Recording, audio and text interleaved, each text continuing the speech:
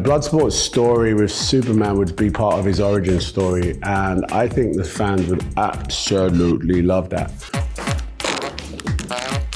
Hi guys, I'm Idris Elba, and welcome to Explain This.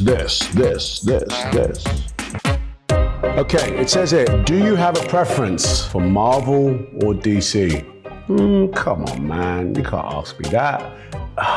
It's kind of like asking me, do you like making music or DJing? They both have a similar feeling of satisfaction, so no preference there.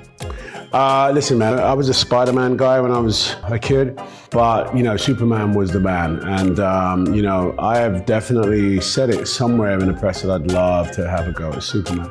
Listen, you know, I think at this junction, you know, I've sort of passed that moment.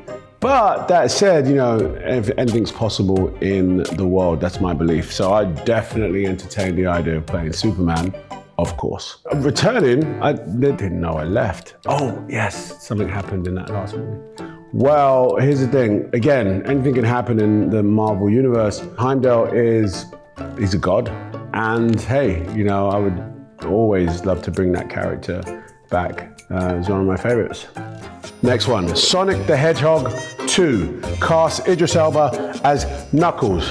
What's your favorite part of voicing animated characters? My favorite part about animated characters is that when you're behind the mic, right, you can do anything with your face to manipulate your voice. As an actor, the camera's on you, and let's say you wanna go down here, but you wanna do it on camera, you can't do this on film. Really? You just can't do that because you just look silly. You have to, really? It was terrible. In animation, you can go, well, do you think you can do that?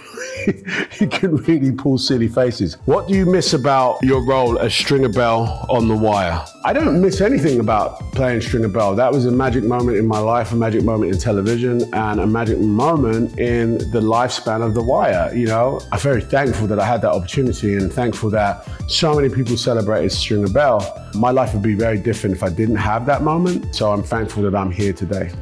Can you comment on the speculation surrounding Luther, the movie, on Netflix? I can comment, and that comment is no comment. Thank you very much. No, I'm joking. We are going ahead. We're literally in the throes of pre-production. So by the time you see this video, I'll probably be shooting Luther, the movie. I'm really, really excited about it. We have quite a phenomenal script. I think the fans of Luther that have followed the seasons from season 1 to season 5 will not be disappointed by the amplification of Luther in a movie. So yeah, I'm looking forward to showing you that. What sparked your interest in stunt driving? For those of you who don't know, I've done some really stupid things in cars. But one of which got me a speed record. You know, I broke a speed record, which is put me in the Guinness Book of Records, so that's wicked.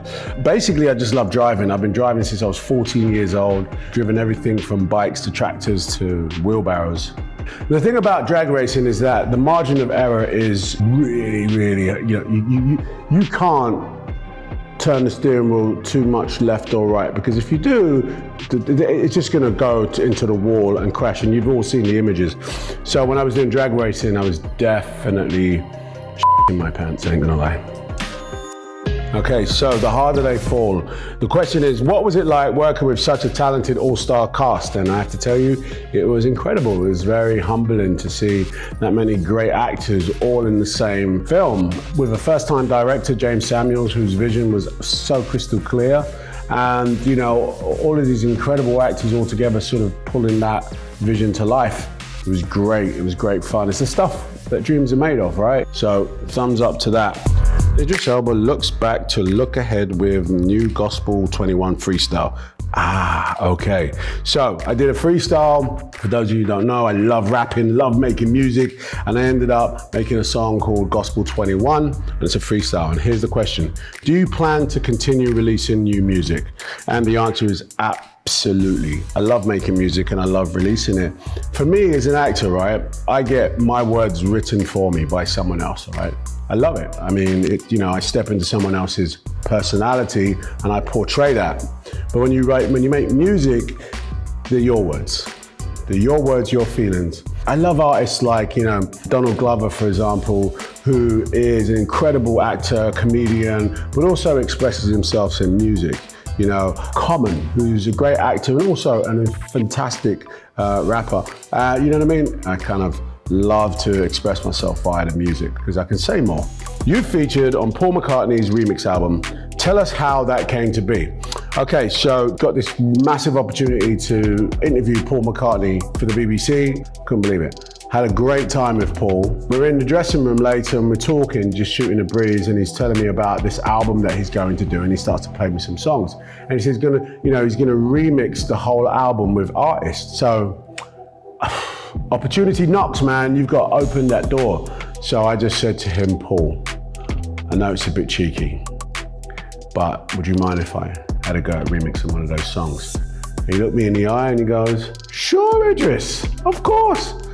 It's one of my proudest musical moments, I'm not gonna lie, man. This is Paul McCartney, I couldn't believe it. My other proudest moment is when I worked with Jay-Z and opened up American Gangster, the album. I did an intro for that and I sent it to Jay-Z, and Jay-Z said, I don't like it.